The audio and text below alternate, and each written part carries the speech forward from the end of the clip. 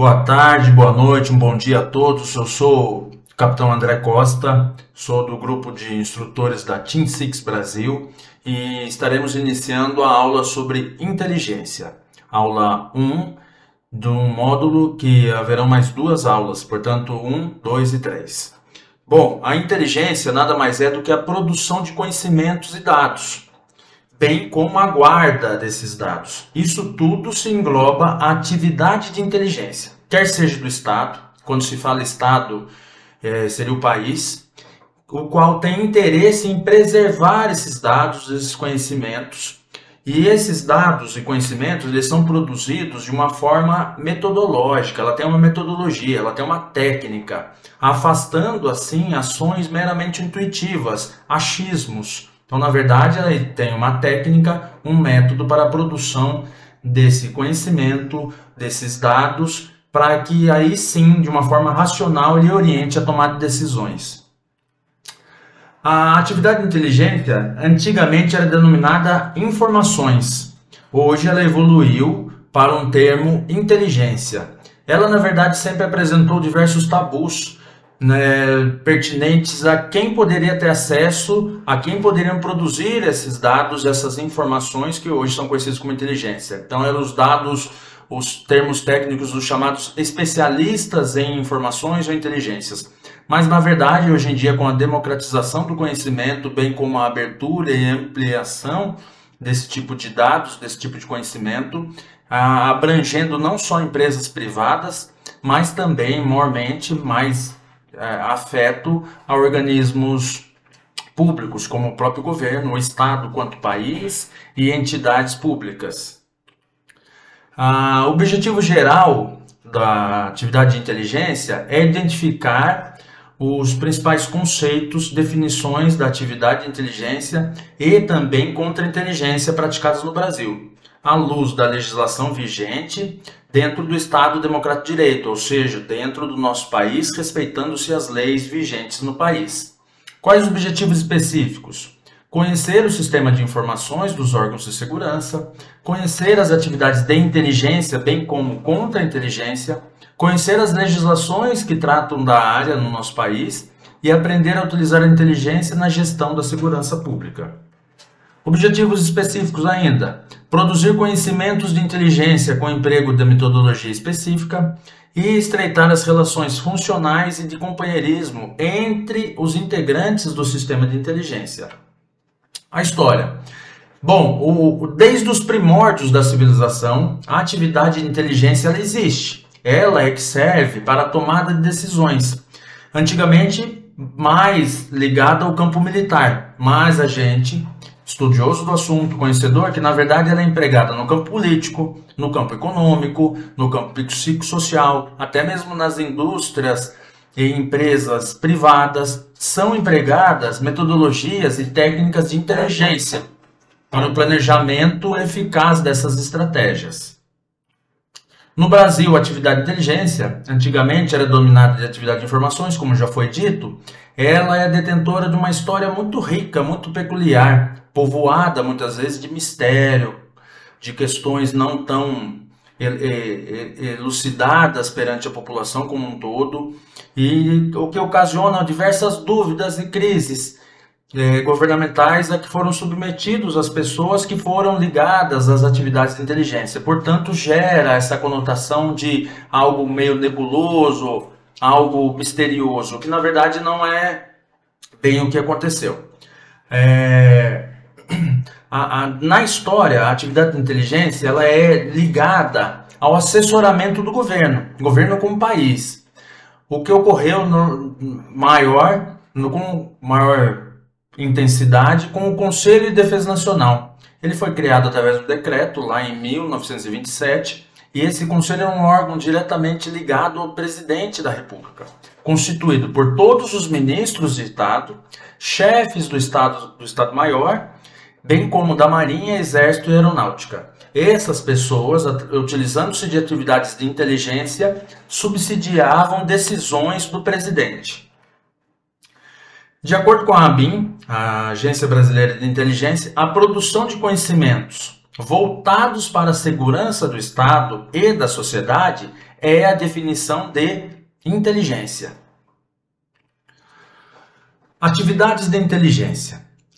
Atividades de inteligência é o esforço na coleta de dados. Esses dados eles devem ser avaliados, analisados, peça a peça, pouco a pouco, de forma a reuni-los até que formem uma configuração mais ampla, mais nítida, passando um cenário mais claro para quem for tomar essa decisão. Esses dados, esses conhecimentos coletados e estudados, eles têm que ser guardados. Essa produção de conhecimentos que servem para assessorar as autoridades governamentais ou de empresas privadas, eles devem ser guardados de uma forma segura, de forma que nem todas as pessoas de uma mesma empresa, do mesmo governo, tenham acesso.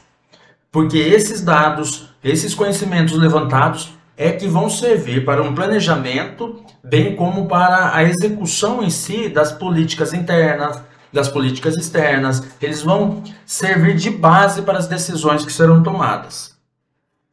Atividades de inteligência. Podemos dizer que caracteriza-se pela prática contínua de ações especializadas em nível estratégico, que são dirigidas para obter esses dados, avaliar situações externas que possam implicar em ameaças, que sejam explícitas ou veladas, dissimuladas, que são capazes de dificultar ou impedir a execução de interesses estratégicos da organização.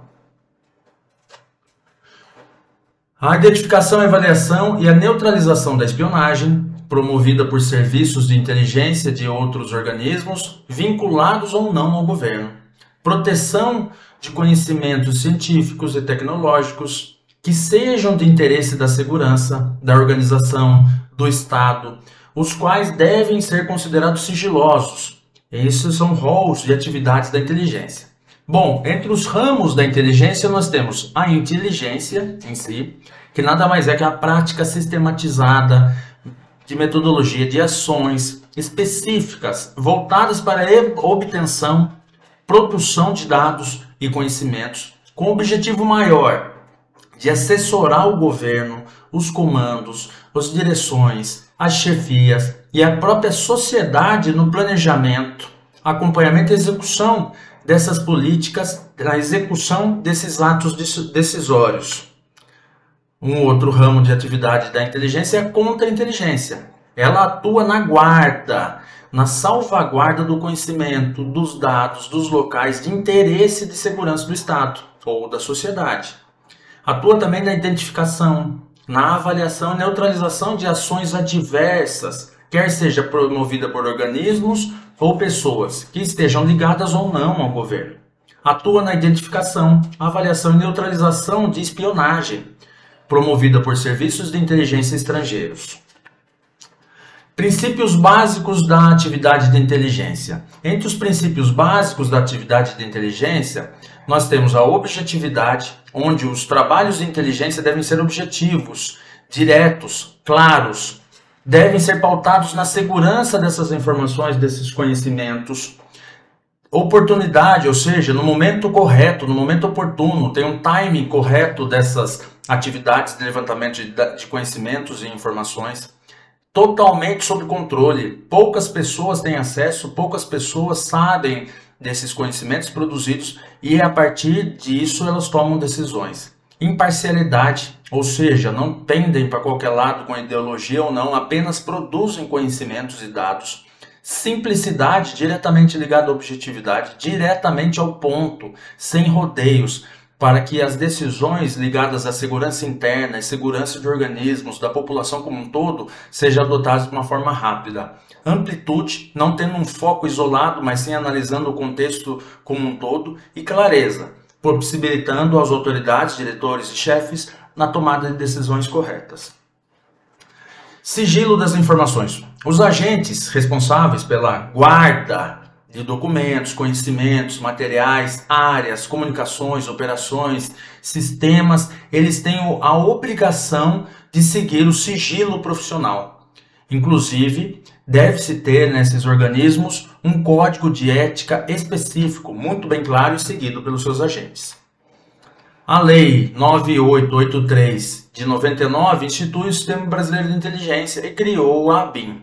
Já o decreto dispõe sobre a organização e funcionamento do Sistema de Inteligência brasileiro. A missão da ABIN é assessorar o presidente através da produção de conhecimento estratégico sobre oportunidades, ameaças e reais ou potenciais de interesse da sociedade e do país. Com fulcro na Constituição, ou seja, fundamentado na Constituição, os princípios éticos e da garantia dos direitos individuais compete à ABIN planejar, executar, coordenar, supervisionar e controlar as atividades de inteligência do país, ou seja, todas as atividades de inteligência do país devem subordinação à ABIN. Documentos e legislações de inteligência.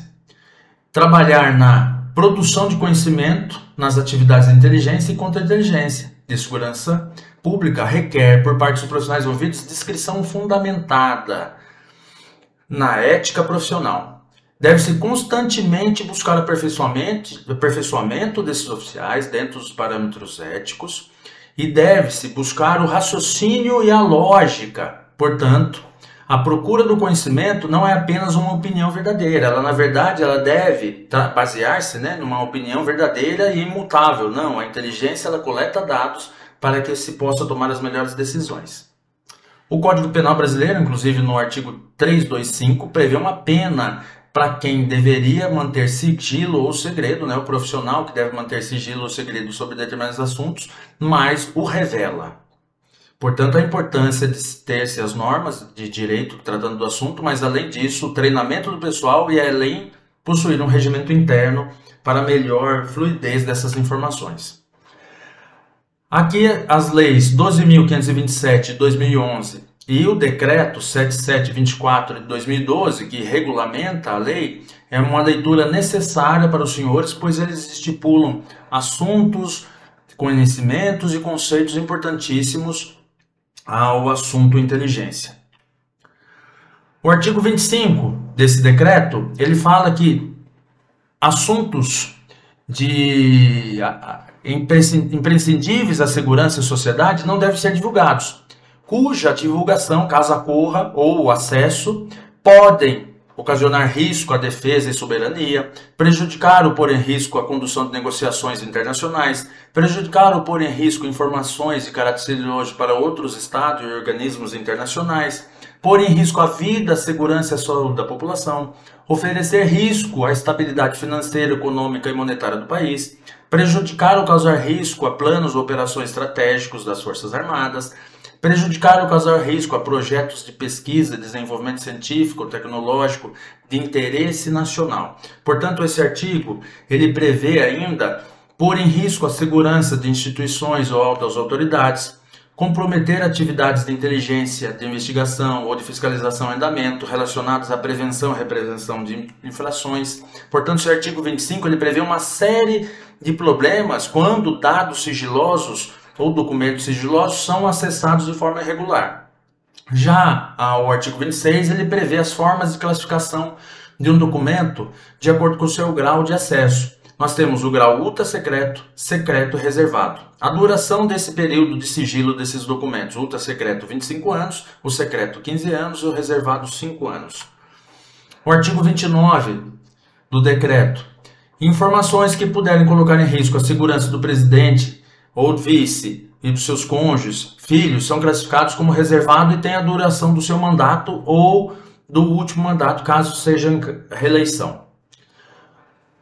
A classificação da informação é de competência, no grau de secreto das seguintes autoridades: do presidente, do vice-presidente, de ministro do Estado, comandantes da Marinha, Exército e Aeronáutica, chefes de missões diplomáticas e consulares permanentes no exterior.